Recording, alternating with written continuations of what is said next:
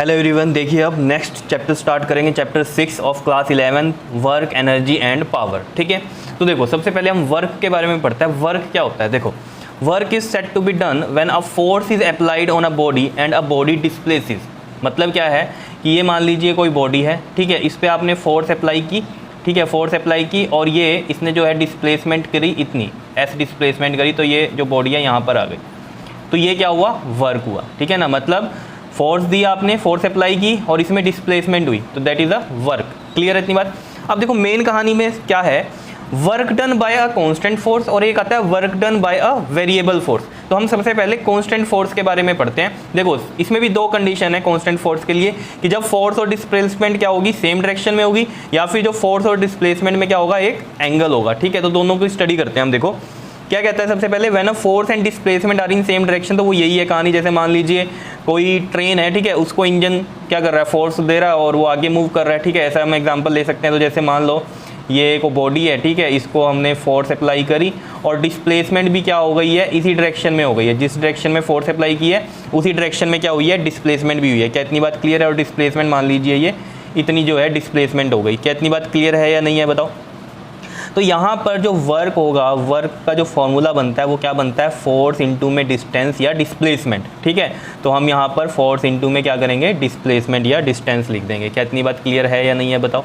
इसमें कोई दिक्कत क्लियर हुई है? जैसे इसमें हम एग्जांपल मैंने बताया आपको, जैसे ट्रेन कर रही है, इंजन कर रहा है ट्रेन को पुल, ठीक है ना, उसके कोचेज़ को, ठीक है, तो ये सेम डायरेक्शन में फोर्स लग रही है और सेम में ही क्या हो रहा है, हमारा डिस्प्लेसमेंट हो रही है। जैसे हॉर्स एंड कार्ट प्रॉब्लम में हमने क्या किया था, जैसे हॉर्स जो है कार्ट को क्या कर रहा है, पुल कर रहा है, ठीक है ना, तो उसमें क्या हो रहा है, हॉर्स जिस डायरेक्शन में फोर्स लगा रहा है उसी डायरेक्शन में क्या हो रहा है, कार्ट भी चल रहा है। मतलब एक तरह से हम कहें हॉर्स और कार्ट में क्या है, फोर्स जिस डायरेक्शन में लग रही है उसी डायरेक्शन में डिस्प्लेसमेंट हो रही है। सिंपल सी कहानी ये है।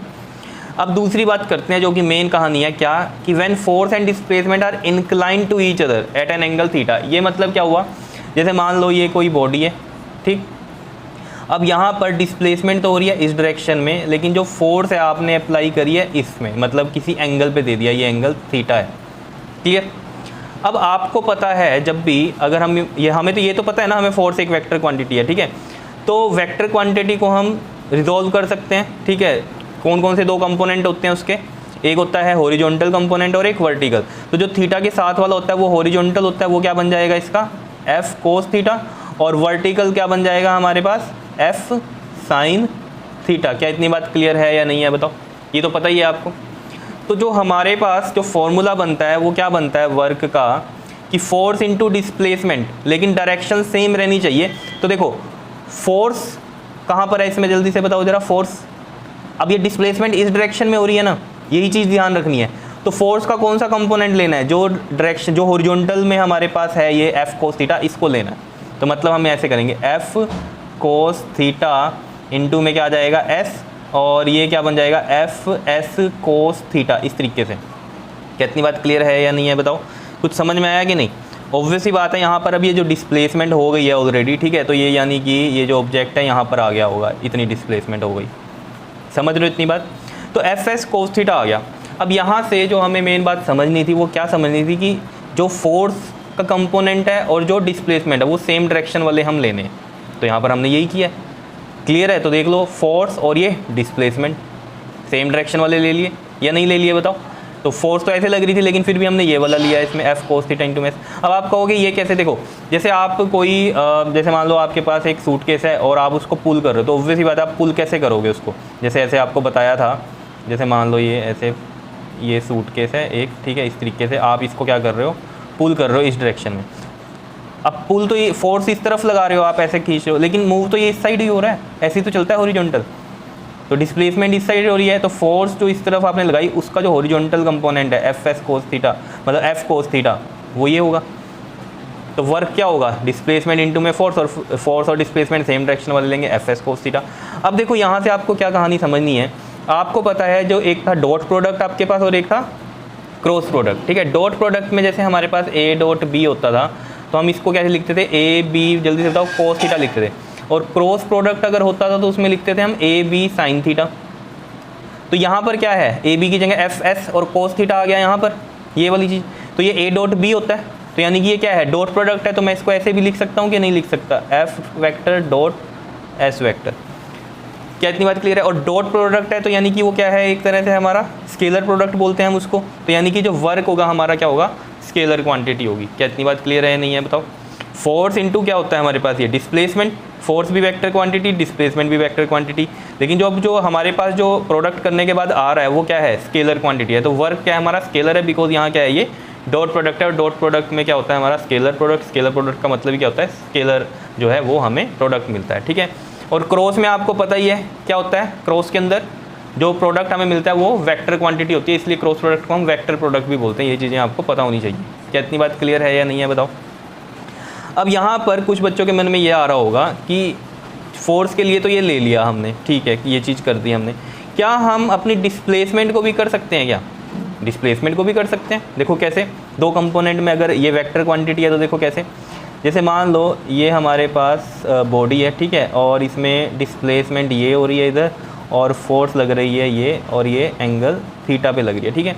अब फोर्स ना आप ब्रेक करो, किसको करो, रिजॉल्व, डिस्प्लेसमेंट को कर दो। तो डिस्प्लेसमेंट को करोगे तो कैसे करोगे, दो कंपोनेंट में देखो, थीटा के साथ वाले में इसमें क्या हो जाएगा आपके पास, ये एस कोस थीटा हो जाएगा, और ये दोनों क्या होंगे आपस में 90 डिग्री पे, जैसे यहाँ F cos theta F sine theta 90 degree पे है ना, तो ऐसे ही ये एस कोस थीटा, और यहाँ पर हम इस तरीके से ये बनाएंगे, ये क्या बन जाएगा हमारे पास, एस साइन थीटा बन जाएगा। क्या इतनी बात क्लियर है या नहीं है बताओ? एस को रिजोल्व किया हमने दो कंपोनेंट में, ये इसका हॉरिजॉन्टल बन गया, ये इसका वर्टिकल वाला बन गया। ये कैसे हम देखते हैं जल्दी से बताओ?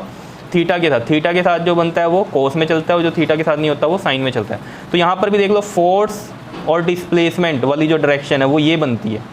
तो यहाँ से भी जो फार्मूला बन जाएगा वो क्या बन जाएगा, देखो W में एफ एस कोस थीटा, इन्हीं का तो प्रोडक्ट हो रहा है, और ये क्या बन जाएगा, F dot S vector. Same ही कहानी है, एफ कोस थीटा करो चाहे एस कोस थीटा करो। तो ये मतलब क्या है कहने का, कि या तो आप करो क्या, force in the direction of displacement, या फिर displacement in the direction of force, एक ही कहानी है। क्लियर है इतनी बात? होनी दोनों की होनी चाहिए हमारे पास, सेम होनी चाहिए। या तो डिस्प्लेसमेंट का कंपोनेंट ले लो फोर्स की डायरेक्शन में, या फिर फोर्स का कंपोनेंट ले लो डिस्प्लेसमेंट की डायरेक्शन में। इस तरीके से आपको ये कहानी समझनी है। क्या इतनी बात क्लियर है या नहीं है बताओ? आ रही है बात समझ में? अब बात करते हैं हम इसमें डायमेंशंस की, ठीक है। देखो जी, डायमेंशंस की जब हम बात करेंगे तो हमें फॉर्मूला पता ही है वर्क का, क्या होता है, फोर्स इंटू में डिस्प्लेसमेंट, ठीक है।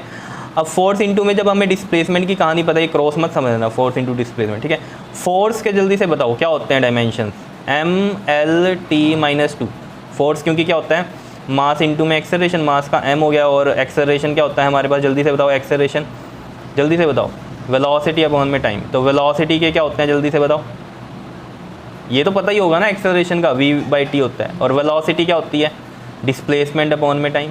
तो डिस्प्लेसमेंट ये क्या हो गया, यानी कि डिस्प्लेसमेंट का मतलब क्या होता है, यहाँ l होता है डायमेंशंस में, और ये t-1, तो v के आ गए LT-1, और नीचे है t ऊपर जाके क्या हो जाएगा, प्लस माइनस का 1, ये 1 है ना, तो ऊपर जाके माइनस का 1, तो ये आ जाएगा LT-2। ये तो याद होंगी डायमेंशंस।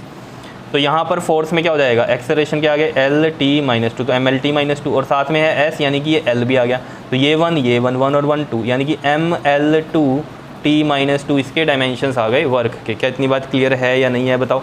अब बात करते हैं यूनिट के। तो यूनिट ऑफ वर्क, तो देखो SI जो यूनिट होते हैं, SI यूनिट ऑफ वर्क क्या होते हैं, जूल होते हैं, ठीक है, जूल या जाउल जो भी बोलते हो, ठीक है, जाउल होते हैं।